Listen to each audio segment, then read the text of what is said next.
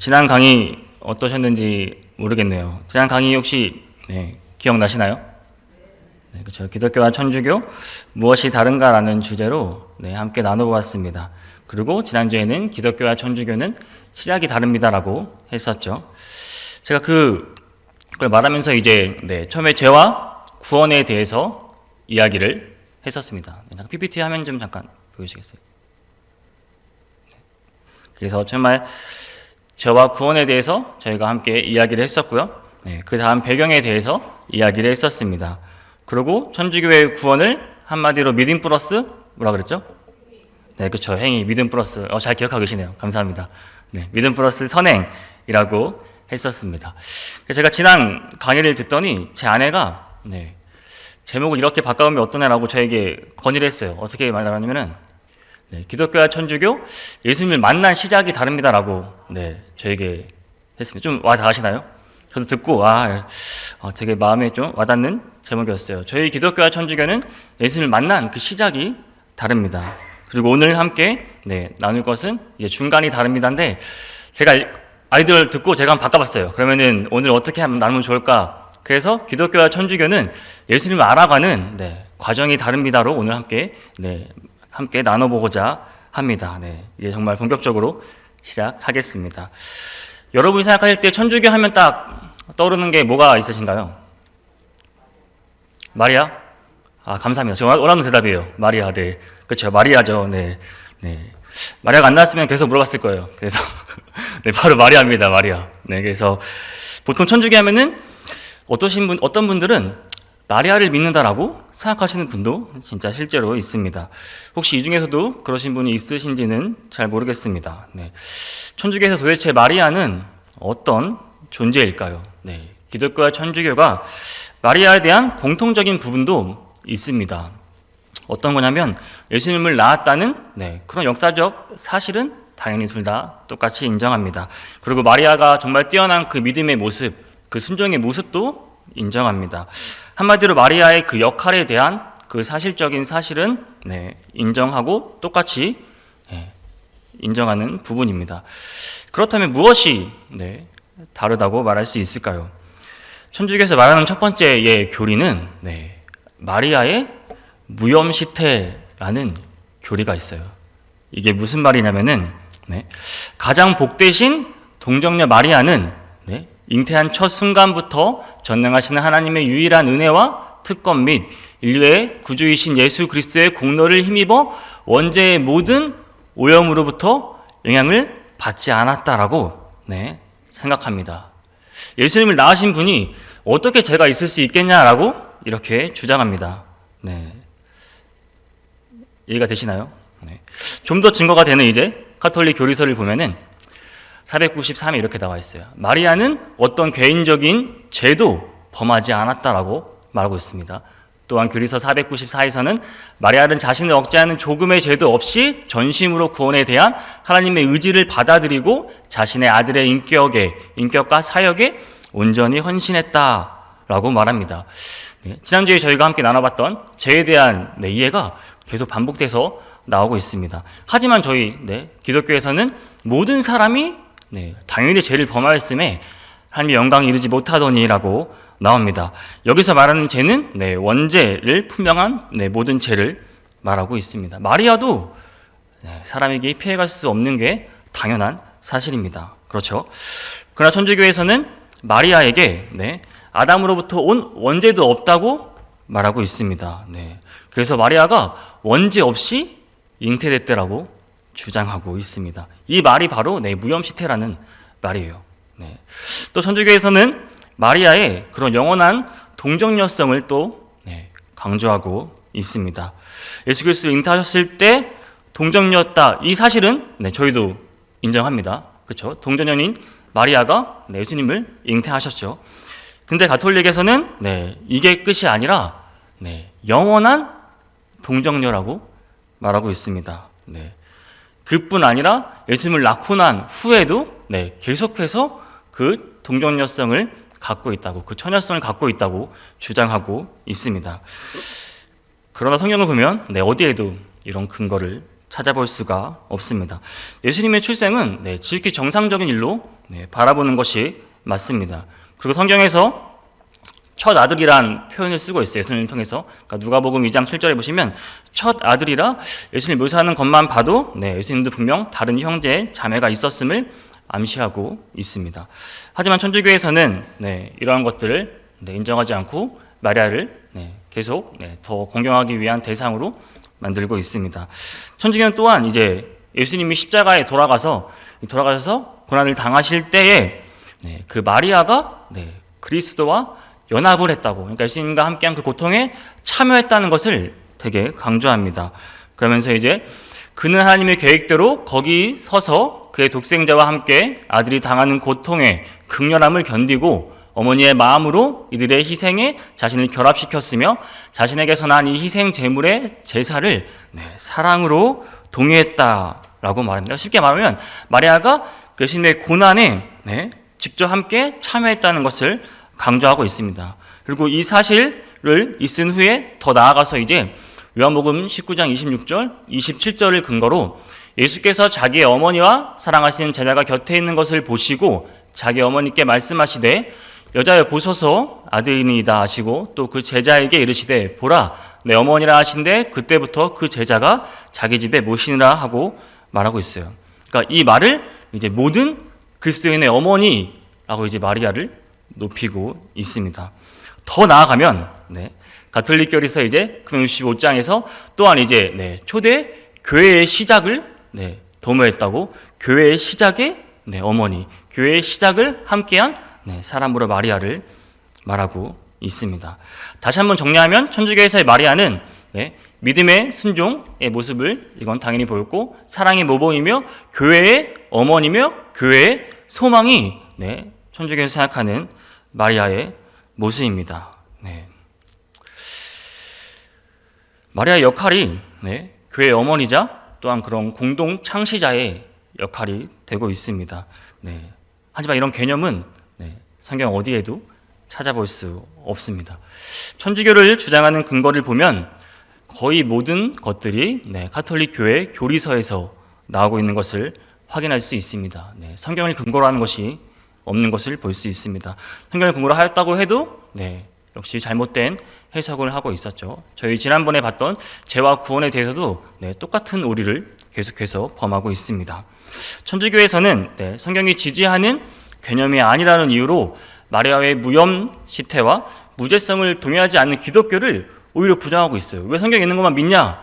근데 당연히 성경에 지지하지 않기 때문에 동의할 수 없는 겁니다. 그렇죠?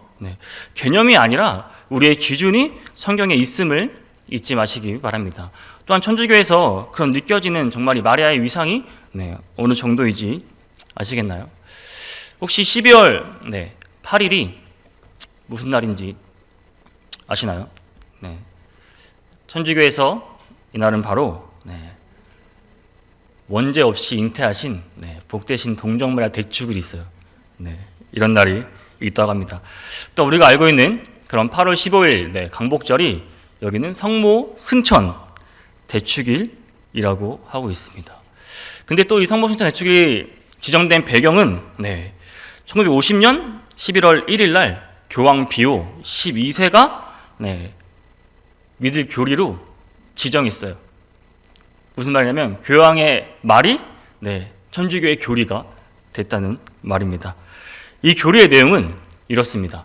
그러니까 원죄의 모든 오염을 면한, 제가 말했죠 아까 무염시태라고, 원죄 없으신 그런 마리아가 동정녀가 지상 생애의 노정을 마쳤을 때 주님이 그를 육체와 영혼을 하늘의 영광 가운데로 들어 올려 만물 위에 여왕으로 높이셨다라고 말합니다. 이후에 그 말 한마디가 하나의 축일이 된 것입니다. 교황의 말이 교리가 된 것이죠. 일면 이것을 교황 무리성이라고 하는데 이것은 이따 교황을 언급할 때 다시 한번 말씀드리겠습니다. 어쨌든 마리아가 이런 존재이다 보니 가톨릭 교회 교리서에서는 이제 마리아를 그럼 마리아가 변호자, 원조자, 이제 중재자라는 칭호를 쓰면서 이제 마리아에게 기도를 하기 시작합니다. 우리의 기도를 마리아에게 합니다. 그리고 이들은 이제 그런 신자들은 그런 중재하고 그런 은혜로운 개입을 통해서 도와달라고 마리아에게 기도를 하는 것입니다. 도대체 마리아의 역할은 어디까지 나아갈까요? 사실 제가 준비하다가 마리아 이야기만 해도 1시간을 할 수 있을 것 같더라고요. 또 다른 것도 해야 되기 때문에 최대한 좀 줄이고 했는데도 마리아에 대한 비중이 상당히 많음을 알 수 있었습니다.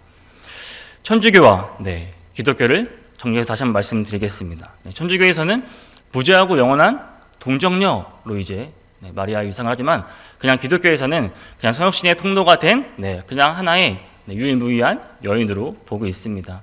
그리고 이제 원죄가 없는 그럼 두 번째 하와로 보고, 천주교에서는 또 변호자, 원조자, 협조자, 중개자 이런 말을 하며 교회의 시작을 함께한 교회의 어머니로 마리아를 높이고 있습니다. 반면에 이제 기독교에서는 그냥 그 성육신을 통해 예수님을 낳은 그 일로 인해 그냥 복되다 불린 여인이다, 믿음과 심정의 모범이 되었다, 이런 역사적인 역할, 그리고 마리아의 역할적인 사실 부분만 인정하고 있습니다. 좀 비교가 되시나요? 그렇죠? 하지만 다른 것도 좀 알려드리기 위해서 일단 마지막으로 천주교에서 말하는 그런 성모 마리아와 그러니까 성모라는 뜻이 거룩한 어머니라는 뜻이에요. 그러니까 거룩한 어머니, 그런 마리아로 표현되는 관련된 추기를 제가 보여드리면서 마리아에 관한 이야기를 마치려 합니다. 이거는 빠르게 넘어갈게 한번 잘 보세요. 그러니까 천주교에서 인정하고 있는 마리아에 대한 기념일에 대한 일입니다. 1월 1일은 천주교 성모 마리아 대축일, 세계 평화의 날이라고 하고, 이것은 천주교의 4대 축일 중 하나입니다. 그 다음에 2월 11일 누드르의 복되신 동정 마리아 기념일, 세계 병자의 날로 지금 지키고 있고요. 3월 25일 주님 탄생 예고 대축일이라는 게 있습니다. 그리고 5월달 전체는 성모성월로 마리아에 대한 찬양과 경배를 하고 있습니다. 5월 13일은 파티마의 복되신 동정 마리아 기념일이 있고요. 5월 31일은 복되신 동정 마리아의 방문 축일이 있습니다. 7월 16일은 가르멜 산의 복되신 동정 마리아의 기념일이 있고요. 8월 5일 성모 대성전 봉헌 기념일, 그리고 8월 15일 성모 순천 대축일, 이것도 역시 4대 축일 중에 하나 있습니다. 천주교에서 인정하는 4대 축일은 일단 성탄절이고요. 성탄절. 그 다음에 이제 부활절이 있죠. 그리고 나머지 두 개는 아까 그 마리아에 관한 축일로 4대 축일을 지키고 있습니다. 그 다음에 8월 22일은 복되신 동정 마리아 모후 기념일이 있고요. 9월 8일 동정 마리아 탄생 축일, 9월 15일 고통의 성모 마리아 기념일, 10월은 묵주기도 성월로 마리아에 대한 계속 기도를 하고 있습니다. 10월 7일은 묵주기도회 복되신 동정 마리아 기념일, 11월 21일은 복되신 동정 마리아의 자원 기념일이 있고요. 12월 8일 근데 원죄 없이 잉태하신 동정 마리아 대축일이 있습니다. 이제 마지막입니다. 이제 12월 12일은 가달루페 성모 마리아 기념일이 있어요. 다 의미가 있어요. 근데 모든 걸 다 말씀드릴 수 없지만 이 정도로 마리아에 대한 위상이 대단합니다. 어떠신가요? 마리아가 천주교에서 어떤 모습으로 여러분은 지금 보여지시나요? 제가 성당 다닐 때는 이렇게 배웠어요. 제가 요즘에 또 다시 이걸 자료를 찾고 정리하고 이제 최신 성당 유튜브를 또 많이 봤는데 똑같이 가르치고 있어요. 어떻게 가르치냐면은 선생님이 이렇게 가르칩니다. 그러니까 이 강의를 준비하면서 이제 제가 봤는데, 보통 여러분 친구들 집에 가면은 친구 부모님께 인사를 하나요, 안 하나요? 당연히 인사하죠. 친구 보면 당연히 인사하죠. 공경의 의미로 인사를 합니다. 그렇다면 감히 예수님을 낳아주신 어머니인데 인사를 해야겠어요, 안 해야겠어요? 당연히 인사를 당연히 해야죠, 그렇죠? 예수님 낳으신 어머니께 인사하는 건 당연합니다, 그렇죠? 예수님을 낳아주신 어머니에 대한 공경이라고 배웠습니다. 근데 지금도 그렇게 가르치고 있어요. 어디까지가 공경일까요? 여러분이 한번 판단해 보시기 바랍니다.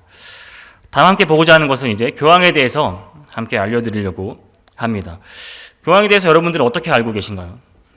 혹시 교황을 모르시는 분 계신가요? 아마 천주교를 다니지 않아도 교황이란 그 존재 자체는 거의 아마 전 세계 모든 국민들이 거의 알고 있지 않을까 생각합니다. 과연 교황은 도대체 어떠한 존재인지 한번 자세히 보도록 하겠습니다. 교황의 사전적 정의로는 이제 가톨릭 교회의 이제 가장 높은 지도자로서의 성직자를 말하고 있습니다. 그리고 또 교회에서 그 천주교에서는 성 베드로의 직접적인 계승자로 교황을 지목하고 있습니다. 그러니까 간단히 보면 이렇습니다. 근데 우리 기독교에서는 이 모든 것을 인정하지 않고 있습니다. 교황이라는 것은 그런 칭호도 없을 뿐더러 뭐 문자적, 문맥적으로 봐도 성경에서 찾아볼 수가 없습니다. 성경의 직분은 단지 초대교회 이제 12사도가 있었고요. 그 이후에는 이제 장로라는 지금 이제 목회자라는 그런 목사라는 직분과 집사만 있을 뿐입니다. 그렇죠? 나머지 칭호와 직분은 모두 인위적으로 만들어진 것입니다. 역시 교황 또한 인위적으로 만들어진 직분입니다. 성경은 교황이 베드로의 후계자라고 말하고 있지 않습니다. 교황 제도를 세운 것이 아닌 그런 천주교에서 임의로 만든 제도와 또 자신들이 말하는 그런 교리 속의 교리 안에 하나인 것입니다. 천주교에서는 교황이 말씀드렸다시피 사도 베드로의 후계자라고 주장합니다. 이제 그 사도 중 시몬에게 이제 반석이라 하시며 이제 계명하시면서 사도의 으뜸으로 세우셨다고 주장을 하고 있습니다. 그렇죠?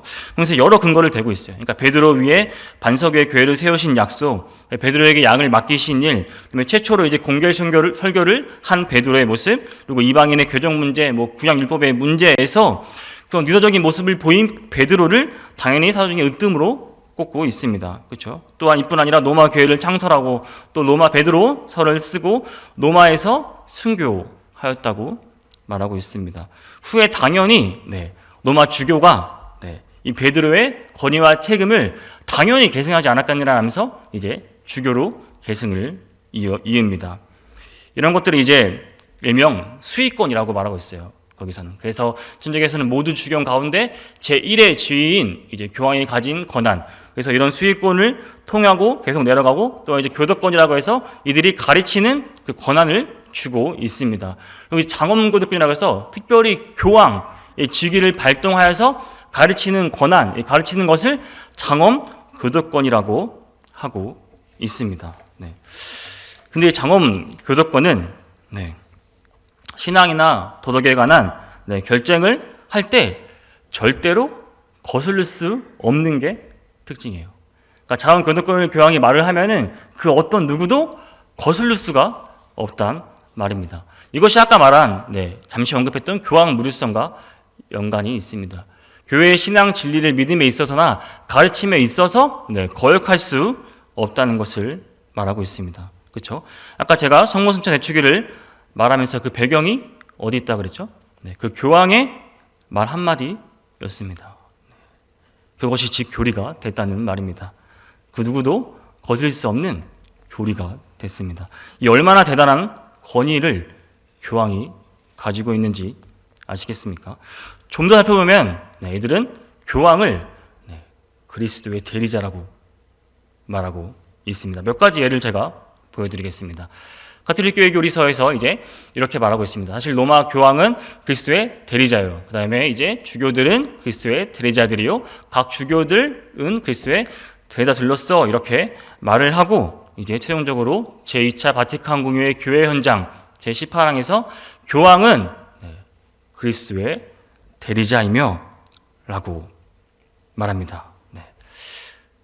성경 어디에도 찾아볼 수 없는 그런 말입니다. 천주교는 교황을 교황의 머리라고 하고 베드로의 후계자라고 하며 뭐 교도권, 수의권, 장엄교도권, 무리성을 주장하면서 교황을 완전한 사람으로 만들어버렸어요. 사람이 완전할 수 있습니까?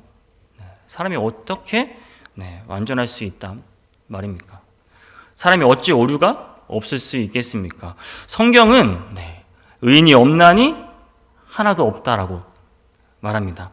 성경에서 말하는 모든 사람은 죄인입니다. 판단 기준이 성직자의 말, 목사의 말이 아니라 교황의 말이 아니라 사람의 말이 아니라 전통과 교리가 아니라 오직 성경으로 판단하시기 바랍니다. 그러면 분명히 구분할 수 있습니다. 기독교가 왜 교황의 직위와 권위를 두지 않는지 잘 생각해 보시기 바랍니다. 성경에 그 답이 있습니다. 근데 왜 이렇게 기독교와 천주교의 입장은 왜 이렇게 다를까요? 공통점을 보시면 성경을 다르게 해석하는 것을 우리는 볼 수 있습니다. 그러니까 당연히 다를 수밖에 없는 것입니다.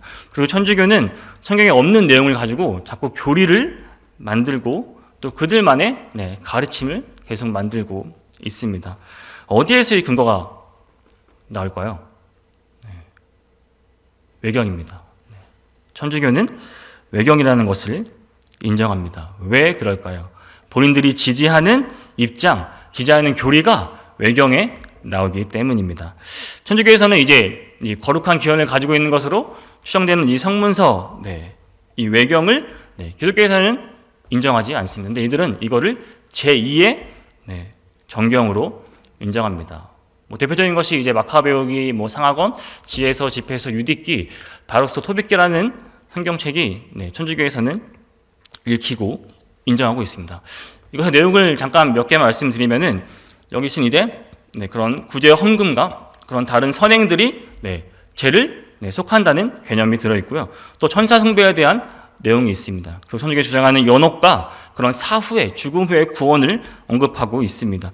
이런 천주교에 대한 증거들을 주장해 두는 책이기 때문에 당연히 천주교에서는 이것을 정경으로 받아들이고 인정하고 있습니다. 하지만 기독교에서는 인정하지 않고 있습니다. 천주교에서는 예수님의 말씀이 전부 성경에 기록된 것이 아닙니다라고 말합니다. 이것은 저희도 알 수 있습니다. 요한복음 21장 25절에서 예수께서 행하신 일이 이 외에도 많으니 만일 낱낱이 기록된다면 그 이 세상이라도 이 기록된 책을 두기에 부족할 줄 아노라라고 말하고 있습니다. 당연하죠. 모든 말씀이 다 기록될 수는 없습니다. 이것은 똑같이 저희도 인정하고 있습니다. 그런데 그래서 기록되지 않고 전해오는 예수님의 말씀을 천주교에서는 성전이라고 말을 해요. 그런 건물 성전이 아니라 예수님의 말씀, 전해져 내려오는 예수님의 말씀을 성전이라고 말합니다. 이 증거 구절로 되는 것이 이제 디모데후서 1장 13절에서 그리스도 예수님 안에서 주어지는 믿음과 사랑으로 나에게 들은 건전한 말씀을 본보기로 삼으십시오라고 말합니다. 여기서 나에게서 들은 건전한 말씀이 이 전해져 내려오는 말씀이라고 근거 구절을 대면서 계속 이어져 내려오는 말씀을 잘 지켜야 한다고 말하고 있습니다. 그렇죠? 성경의 모든 것이 기록하지 못한 것은 당연합니다. 어떻게 예수님의 모든 행적과 모든 기적과 모든 말씀을 다 성경에 기록할 수 있을까요? 그러나 잘 들어보십시오. 신약 성경 어디에도 외경을 인용한 본문은 찾을 수가 없습니다. 그렇게 인정하고 그렇게 모두가 권위 있게 생각하는 본문이라면 왜 그 어떤 신약 성경의 저자도 외경을 인용하지 않았을까요? 외경은 역사적으로도 많은 오류가 있고 입증되지 않은 것이 많기 때문입니다. 그렇기 때문에 당연히 인용되지 않은 것입니다. 외경이 오류가 많은 것은 이미 많이 알려져 있습니다. 우리는 믿고 있는 그 정경 안에서만 이것이 예수님의 말씀임을 믿고 따르는 것이 기독교와 천주교의 다른 점입니다. 이런 외경이라는 말 자체의 혹시 원어적 의미를 아시나요?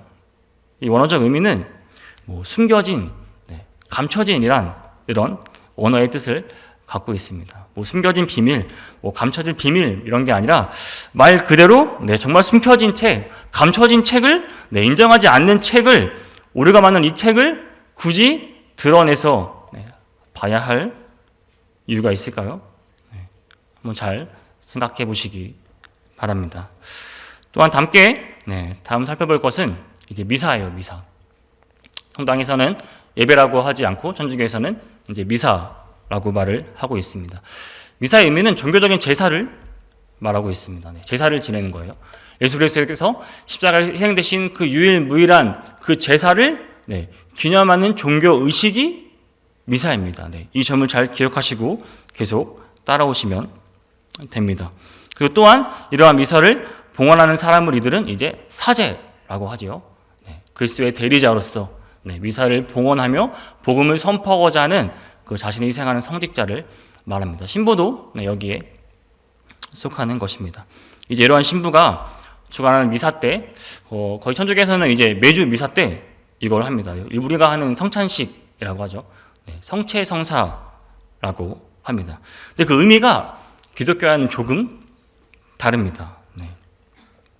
어떻게 다르면 천주교에서는 그 실제 빵과 포도주가 실제 예수님의 몸과 실제 예수님의 피로 그 자리에서 변화한다고 믿고 있습니다. 이해가 되시나요? 그러니까 우리 기독교에서는 이것은 그냥 상징적이고 그냥 기념하는 의미를 마음에 새기고 성찬식을 하지만 천주교에서는 진짜 실제로 그 예수님의 몸과 피가 그 자리에 임한다고 이렇게 하고 있어요. 그래서 실제로 그 제사를 드리는 그 의식을 매주 하고 있는 것입니다. 이 근거로 이제 요한복음 6장을 근거로 말하고 있습니다. 내가 진실로 진실로 너희에게 말한다. 믿는 사람은 영원한 생명을 얻는다. 나는 생명의 빵이다. 너희 조상들은 광야에서 만나를 먹고도 죽었다. 그러나 이 빵은 하늘에서 내려오는 것으로 이 빵을 먹는 사람은 죽지 않는다. 나는 하늘에서 내려온 살아있는 빵이다. 누구든지 이 빵을 먹으면 영원히 살 것이다. 내가 줄 빵은 세상에 생명을 주는 나의 살이다. 라고 말하면서 이 말을 그대로 받아들입니다. 그래서 이 빵을 먹어야지 우리가 구원을 받을 수 있고 이렇게 분명히 말씀하셨다고 말합니다. 이들은 심지어 이런 구원의 조건으로 성체 성사를 말하고 그래서 그 성사가 다 구원의 조건이에요. 그래서 이제 세례 성사도 역시 구원의 조건 중에 하나로 이들은 말하고 있습니다. 이렇게 성경에서 정확히 말씀하셨는데 왜 이것을 상징적으로 보냐라고 오히려 기독교를 부정합니다. 또한 이러한 성체를 보통 성당에는 이런 성체를 모셔두는 곳이 따로 있어요. 아셨나요? 그래서 그 성당이란 말 의미가 그런 말입니다. 그러니까 예배를 보는 것이 아닌 예배를 집전하고 그런 성체를 모시는 장소라는 말이 성당입니다. 화면 좀 보여주시겠어요? 보시면은 이제 그래서 성당 자체가 보시면 저게 이제 성당 안에 저런 이제 성체를 모시는 장소가 다 성당에 있습니다. 그래서 그 예수님의 귀하신 몸, 예수님의 귀하신 피, 진짜 실제 몸과 피를 모시는 장소로 생각하고 있어요. 예수님이 진짜 실제 임재하셔서 거기 계신 거죠. 그래서 그 모시는 장소, 현재 하나님의 가처를 성당이라고 하는 것입니다. 여러분, 빵과 포도주는 실제로 그 순간 예수님의 몸과 피로 변화되는 게 맞을까요? 누가복음 22장 19절에서는 이렇게 말하고 있습니다. 또 떡을 가져 감사하기도 하시고 때에 그들에게 주시며 이르시되 이것은 너희를 위하여 주는 몸이라 너희가 이를 행하여 나를 기념하라 라고 말하고 있습니다. 이것은 직접 말씀하신 게 아니라 정말 비유적이고 상징적으로 기념하라, 예수님을 기억하면서 이것이 너희로 행하라라고 분명 예수님께서 성경에 말씀하신 내용입니다. 미사라는 개념은 예수님께서 십자가에 이제 마지막에 하신 그 말씀, 이제 다 이루었다라고 말씀하셨죠. 예수 그리스도의 마지막 그 희생을, 마지막 그 예수님의 그 제사를 왜곡하는 행위입니다. 히브리서 9장 12절은 염소와 송아지의 피로 하지 아니하고 오직 자기의 피로 영원한 속죄를 이루사 단번에 성소에 들어가셨느니라 라고 말씀하셨습니다. 아멘.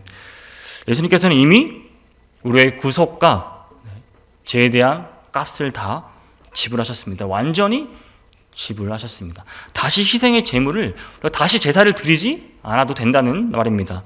피로 십자가에서 자신을 드렸던 그 동일한 그리스도가 미사 시간에 매 성찬 시간에 다시 임재하셔서 실제 드려지는 게 아니란 말입니다. 좀 이해가 되시나요? 그것도 매주 그렇게 드려지는 게 아니라는 말입니다. 잘 판단해 보시기 바랍니다. 그다음 함께 나누고자 하는 것은 십계명이에요. 십계명. 기독교와 천주교의 십계명이 혹시 다른 거 알고 계신가요? 기독교와 천주교의 십계명은 다릅니다. 한번 살펴보겠습니다. 먼저 기독교의 십계명을 한번 살펴볼게요. 저희가 다 알고 있는 내용이죠. 너는 나 위에 다른 신들을 내게 두지 말라. 그다음에 너를 위하여 새긴 우상을 만들지 말고 또 위로 하늘에 있는 것이나 아래로 땅에 있는 것이나 땅 아래 물속에 있는 것에 어떤 형상도 만들지 말며 그것들에게 절하지 말며 그것들을 섬기지 말라.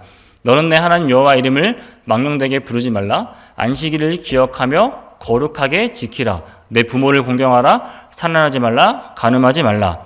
도둑질하지 말라. 내 이웃에 대하여 거짓 증거하지 말라. 내 이웃의 집을 탐내지 말라. 그렇죠. 이것이 우리가 알고 있는 10계명입니다. 그렇죠. 천주교는 어떻게 다를까요? 크게 두 가지를 말씀드리겠습니다. 첫 번째는 1계명, 2계명을 합쳐서 하나로 만들었어요. 천주교 1계명이 한 분이신 하나님을 흠송하여랍니다. 흠숭, 이거 뜻도 어렵죠. 생소한데 흠숭, 이 무슨 뜻이냐면은 흠모하고 공경한다는 뜻, 그러니까 쉽게 그냥 공경한다는 뜻이에요. 그래서 한 분이신 하나님을 공경하라 이렇게 하나로 만들었어요. 뭐가 달라졌는지 보이시나요? 뭐가 빠졌죠? 그렇죠. 보시면은 이 계명에 있던 핵심적인 요소인 우상, 형상 이런 말이 다 사라집니다. 성경에 직접적으로 언급된 말씀을 본인들이 의역하고 다시 통합해 버렸어요. 왜 그랬을까요? 천주교 뇌에 새겨 만든 성상, 성인, 형상, 로마 바티칸을 비롯한 천주교 성당 안팎에 설치된 조각상, 형상 등 너무나 많은 것이 이 말씀에 위배되기 때문입니다. 본인들도 알고 있는 거죠. 아니면 왜 떳떳하게 그 내용을 가르치지 못하겠습니까? 이렇게 바뀌니까 계명이 하나 모자르죠. 그렇죠? 두 개 합쳤으니까 9개가 되겠죠. 어떻게 10계명을 만들었을까요? 보시면 10계명을 기독교의 10계명을 두 개로 쪼갰습니다.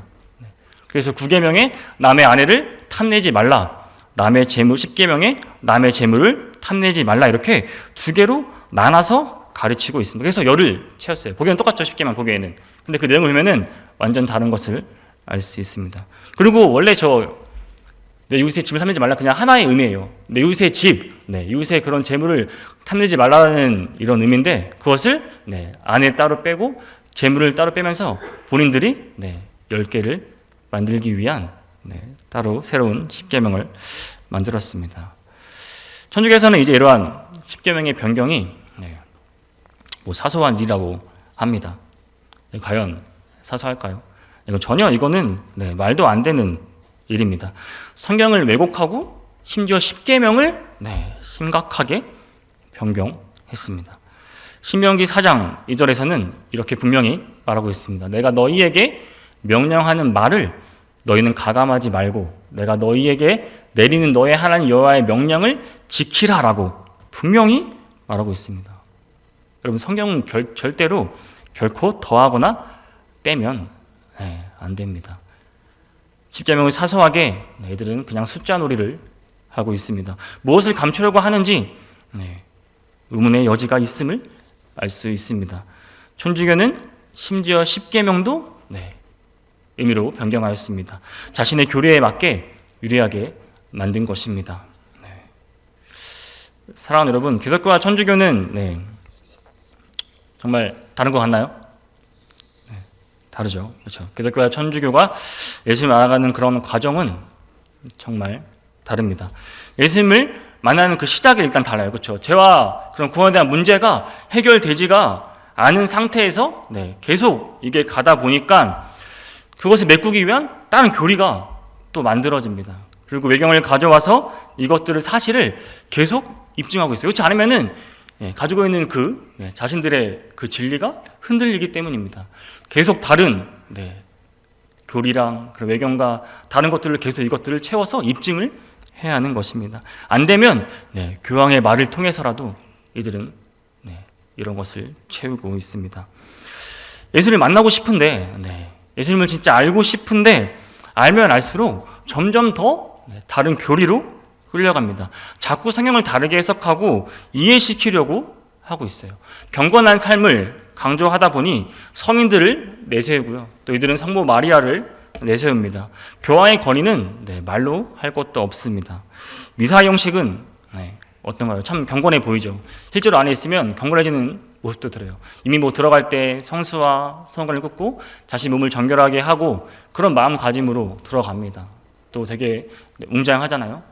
또 명동장 같은 경우는 정말 어마어마한 또 오르간 파이프 소리를 들으면은 진짜 어디 공중에 떠있는 기분이 들어요. 정말 웅장한 소리와 진짜 이곳이 막 천국이구나 이런 마음도 막 들 때가 있어요. 와, 이것이 진짜, 와, 그러한 막 압박감과 그러한 것들이 네, 이 천주교가 지키고자 하는 것입니다. 그 의미가 무엇인지도 모르고 그냥 드리는 겁니다. 지금 생각하면 되게 상당히 저는 무섭습니다. 그러니까 제가 성당을 다녔을 때 그냥 그런 줄 알았어요. 그냥 그렇게 믿게 돼요. 더욱이 어릴 때부터 다니면은 자연스럽게 진짜 그게 믿게 돼요. 그게 어느새 제 진리가 되어 버립니다. 그래서 제가 처음에 이제 교회를 오면서 처음에 고민했던 게 그거였어요. 그러니까 내가 지금까지 믿고 있던 게 진리가 아니라고 생각하는 게 너무 힘들었어요. 왜 난 지금까지 이걸 믿고 살았는데 오히려 처음에는 이 사람, 이 기독교에 나는 이 사람들이 가짜일 수 있지 않을까라는 생각을 당연히 했습니다. 그리고 제가 이제 차양 집회를 간 적이 있는데 그때 예수님에 대한 모임을 제가 간 적이 있어요. 예수님을 믿기 전에 진짜로 거짓말 안 하고 그냥 다 미친 사람인 줄 알았어요. 갔는데 막 다들 막 뛰고 막 교회가 막 뛰고 막 갑자기 막 울면서 막 기도하고 막 이런 모습들이 저는 가서 그냥 멍하니 사람들이 구경만 하다 왔습니다. 이게 진짜 진리라고? 이런 막 상황 속에서 제가 가지고 있는 그것을 버리지 못했어요. 네. 너무 그게 다 좋아 보였거든요. 천주교는 안티가 별로 없죠. 다 그냥 좋아 보여요. 그렇죠? 정말 그래서 저는 정말 기독교 가정에 태어나서 정말 잘하고 예수님을 알아가는 그 자녀, 그 분들이 여러분이 있다는 게 정말 가장 너무나 큰 축복인 것을 알고 있습니다.